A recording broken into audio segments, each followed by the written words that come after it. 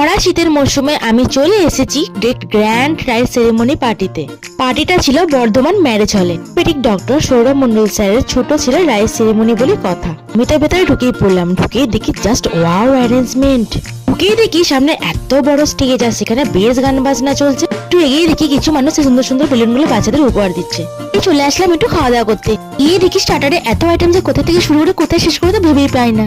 থেকে শুরু করে chilli roll, cake, momo, pizza, kebab, coffee, কি না নেই। এখান থেকেই আমি টেস্ট করলাম একটু আলুর টিক্কা, সঙ্গে ছিল পিৎজা। প্রতিটি খাবারই খুবই টেস্টফুল।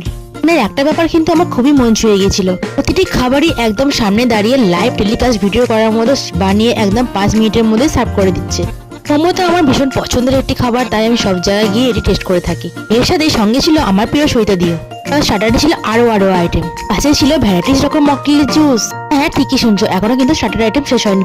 এরপরে আমি নিয়েছিলাম ক্রিসপি চিলি বেবিকর্ন, তারপরে ছিল এই চিকেন কাবাব, তার পাশাপাশি ছিল গরম গরম কফি। একটু খাওয়া দাওয়া নয়, এখানে সুন্দর সুন্দর গান শুনে নিলাম অর্কেস্ট্রা সিঙ্গারদের কাছ থেকে।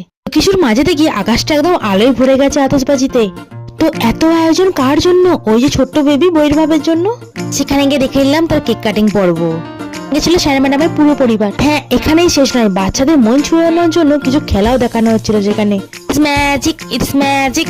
সবকিছু তো হলো, এবার মেন কোর্সটাও তো ঘুরে দেখতে হবে নাকি। স্যালাডেই ছিল ভ্যারাইটিস রকমের খাবার। এখান থেকে কিছু আইটেম টেস্ট করে নিলাম আমি আর আমার মোটু। মেন কোর্সে প্রথমে ছিল ফিশ সাটে এবং পনির ফিঙ্গার। ছিল মাশরুম কর্ন মশলা ফ্রাইড রাইস। তার পাশে চিকেন হারিয়ালি, পটেটো হারিয়ালি। তারপরে সাদা ভাজার সঙ্গে মটন কষা। তারপরে চাটনি, পাঁপড়, রাজভোগ সন্দেশ। তারপরে ছিল পানের স্টল, একদম বেনারস স্টাইলের সুন্দর পান। এটাই ছিল আমাদের ওটি গ্রুপ। এখানে আমরা সবাই মিলে খাওয়া দাওয়া সেরে নিলাম। তারপরে সবাই মিলে চললাম বাড়ি। বাই।